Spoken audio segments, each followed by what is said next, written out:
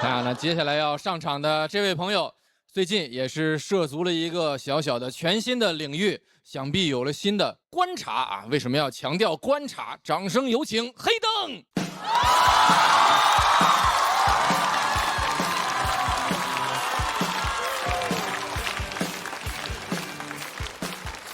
嗨，大家好，我是黑灯。我是一个盲人，我知道你们知道。我给短视频切片的用户介绍，因为不能全指望你们，全指望你们就完蛋了。去年不小心染上了摄影，在后台给那些演员拍拍照啊，盲人摄影。太简单了啊！我只要拍到人，他们就说我拍的真好，焦都没对上，说我拍的很有个人风格，是吧？有时候拍的时候我都不知道拍的是谁，发的时候也不知道发给谁。有一回拍的小海发给了翟佳宁，画面上是刘仁成。哎，就这样了，还接到了一个摄影展的邀请。我说我这个水平不足以参展吧？他说让你来看，你想啥呢？我说让我来看，你想啥呢？他说哎，看展你有误会，也不一定太用眼睛，用心嘛，来感受感受。我就去感受了，他给我配了个工作人员，全程给我讲解。有一幅画面，他在那讲了3分钟，没听明白。我老婆一句话我就懂了，我老婆说不好看，走吧，下一个。看完之后就一个感觉啊，当代艺术全靠解释，就形式远远大于内容。好多人就是纯整活。有一个摄影师玩胶片的，他把那个胶片埋到土里面放了半年，说让大自然勾勒出那个画面。我心说你不解释，这谁能看得懂是吧？我看怎么就是黑黢黢一团。那对盲人还挺友好的，因为谁看都是黑黢黢一团。全得靠他跟你讲。我说难怪不太用眼睛呢。一头雾水。前一阵还去了另外一个一头雾水的地方，说唱巅峰对决。不是让我唱啊，让我作为一个观众，从一个路人、圈外人的角度发表一下对那些音乐作品的感受、真实的想法。我去了才知道为什么要请圈外人，因为圈内人一句难听的都说不出来。巅峰吹捧大会。我印象中 rapper 你对抗那都得问候对方家人了，到那一看他们相亲相爱一家人，就我一个外人看不清局面。哎，听了一下就什么感受呢？他们都不是形式大于内容，他们根本就没什么内容，上来就先放狠话，哇，假狠就是那种啊我厉害你垃圾你不行我厉害。我心说你厉害你倒是拿作品出来呢，厉害就光靠说呀。然后他们就开始唱，我厉害我厉害我厉害。就感觉这歌就像 AI 写的。我说你给我写首厉害的歌， AI 说我用最简单最直接的方式给你写了一首我厉害我厉害我厉害。特别像小学生吵架啊！回去查了一下发现我错了，初中生。有一组人气歌手，他俩唱了一首歌，说他们那个厂牌以前曾经多么辉煌，10年一路走来多么不容易。我说这不全内部梗吗？这不是企业年会上该唱的歌吗？兔老板挣着钱了 ，PUA 员工说我们再加油，我们这不容易。他连年会都不如，他都不抽个奖，他。然后就被他们粉丝骂了，追着我骂。骂的最多的说我态度不好，说歌手在台上唱歌，我在下面玩手机。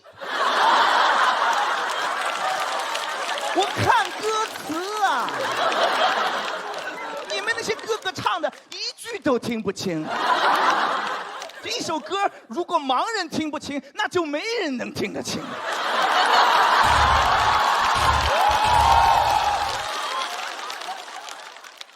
还说什么你不了解，你凭什么在那瞎评论？你来录节目至少先做个背调吧。我说怎么评论还不能评论？别说你个音乐节目了，摄影展老子都去看了。听个歌还做背调，我真要背调了，我就不来了。还巅峰对决，那巅峰的歌手一个都没在。还有那种骂的搞笑的，说你装什么装，还戴个墨镜。你起个网名叫黑灯，就真当自己瞎了吗？我说你凭什么骂我？你做背调了吗你？啊！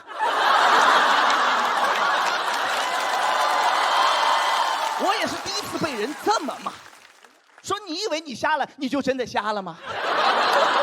骂我就骂我，饶舌还给我。众多骂我的人里面有一个人，那个人素质断崖领先。他会换位思考，他会替对方着想，他怕我看不见，他发语音骂我。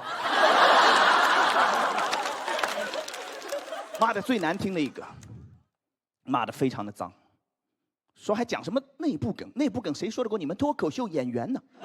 我说骂到我心坎里来了。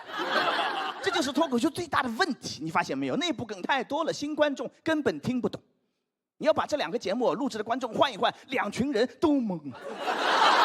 那个说唱听众来到脱口秀录制现场，上来个一丑八怪跟你讲那个赵栋带着马雨成去走红毯了，听不懂吧？就是这种感觉。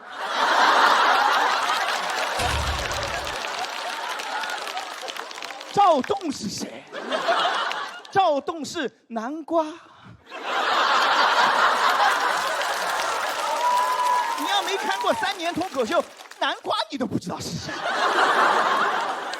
都说脱口秀门槛低，那是讲。听脱口秀的门槛现在非常的高，听个脱口秀恨不得你得给他加30个注释才能听得懂。人家大作家那个硕士论文都没有30个注释。所以啊，要想有传播、有热度，要想你就得讲所有人都能听得懂的东西。我还是拿说唱举例，谢帝。谢帝，大家印象最深刻的作品是什么？那是糯米的作品。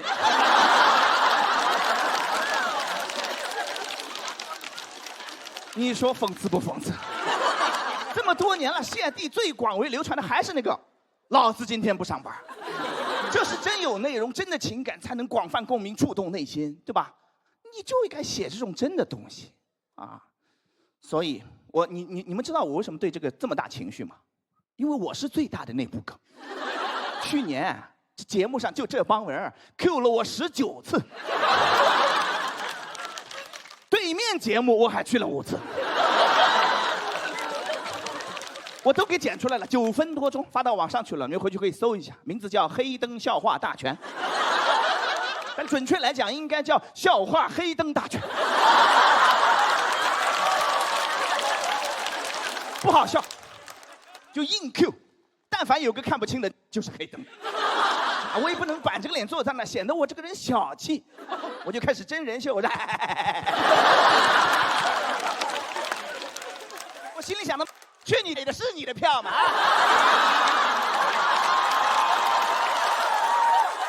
都是老子的票呀！他们满票220，我应该870。所以朋友们，写点老百姓都能听得懂的好段子吧。你不能预设所有人都知道我的病情呀。别说别人了，我自己都不太搞得清楚我的病情，也是最近才搞明白的，对吧？所以，我以后每次上台，我会先介绍，我说大家好，我是黑灯，我是一个盲人。啊，为什么结尾还要再说一遍？因为有的短视频切片，他会给你把头给切了。我讲，谢谢黑灯。喜欢黑灯这段表演的观众朋友，千万不要忘记为他投票，领锁票。大家能听出来，这黑灯今天情绪蛮大的啊。我是庞博，我在这边，我在那边是吧？无所谓。黑灯今天除了这个内容之外，还带了一份这个通缉名单，对不对？是，请看大屏幕。这是我发的那个江湖笑话黑灯通缉令，线下谁给讲了黑灯了，全给记下来。我看着我了，还有我呢，还有你啊，还有你。哎，我没讲吗？我也讲了，没写我呀，我自首行吗？我自首，我跟谢谢自首。我刚开始说了，我说，哎，你不让你们免费给我看当眼线，发现一个奖20块钱，很快就发现太多了，后来就改成5块了，你们看到没有？还有好多钱没付钱呢啊！真的很精彩啊！大林怎么样看这段？我是感觉到他好像比以往更愤怒一些，更激动一些。是，其实我今年就觉得，在所有选手当中，就是黑灯的表演是让我最期待的。我觉得我们应该在上学的时候都在班里讲过笑话，特别容易让大伙儿就乐了。因为你就拿这同学和那老师开玩笑，他没有不乐的。这同时也是一种内部梗，但是我觉得很难啊，很难。到决赛，我觉得都不会没有这个的存在。这个东西有时候也是快速的拉近你跟观众的距离，对，一句两句的没什么。黑灯这几次表演的作品态度都特别明显且特别的辛辣。啊，他没有就停在自己这个个人的事件上，比如之前说病情、说反诈骗什么的，我觉得起码说了一点社会议题，我觉得这个还挺重要的。很多时候我们是有一个观点、一个态度，但没他这么锋利，没他这么有这么旺盛的生命力去支撑。其实黑灯老师去的那个隔壁节目我也看了，然后我还说最新一期怎么没有你了？被骂走了。因为我觉得你在那个节目上比在这个节目稍微 peace 一点。我都是笑着说的，他们说我冷笑。就他看你不对，怎么解释都没有用。对，我觉得可能是你在那个节目，反而我觉得可能是被骂的比较多，然后受了挺多委屈的，然后在这儿把愤怒全都表达出来了。我今天看就是这个感受。黑灯，这又是你新写的一篇是吗？因为最近才挨骂。本来是要录一整季那个说唱节目的，没打算来录喜单，跟他们聊好了，然后后来回来比这个来了，我说那我就不去了。他说来一期就骂成那样，幸亏只录了1期。脱口秀救我一命，今年是。这一季尤其的觉得你的那个能量和你的愤怒，然后你的情绪都扑面而来。你给我一种感觉，就是你可以源源不断的去观察。就我特别想知道，你会有一种会枯竭感吗？还是说你一直持续的都是是那么旺盛的一种创作的状态？有生活就可以，有生活就不太用内部梗，你就可以不断的有素材。我觉得是你足够的敏感，也是足够的纯粹。这个不是每个人都有生活，但不是每个人都能够像你这样能创作出来这么有态度的东西的。谢谢。我觉得黑灯像一个探照灯，就是但凡被他的探照灯照到的地方，有一种无所遁形的感觉。监控式喜剧。对，这我觉得是一种很强的能力。它有一种那种全知全能的监控系统，这个监控系统它只要扫描到了，然后它就会进行自己的数据分析跟一些结论，然后这个角度又特别的辛辣，有的时候内部梗它就会拉高观众的门槛，让自嗨的人觉得哦还不错，但是新的人又没有一个契机让他进来。所以我觉得今天黑灯讨论的这个内部梗的话题，它是各种行业、各种文化传播，它如何打破一个边界，让更多的新的人愿意来听、来看、来享受的一个过程，我觉得是个非常有意义的话题。然后我也觉得黑灯功力越来越强，越来越像一个社会观察家，也越来越像一个社会评论家，也越来越像一个 rapper。他们第一季说唱的时候，我觉得哇，耳目一新，就耳一新吧，可能就是。你这也不怨大家，这玩意儿确实好笑。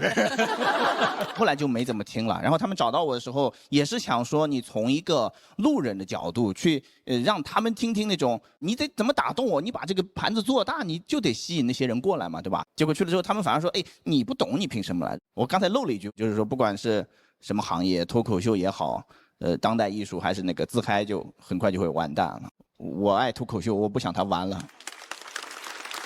所以说回来，他也是爱这个说唱的啊。要是这事情跟我完全无关，我也就没有那么多想说的了。但我觉得很妙，给你放在前面，这个很好。给后边选手，万一有内部梗的，有时间能改一下。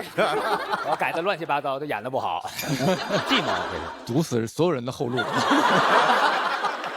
谢谢黑灯，谢谢。爱情。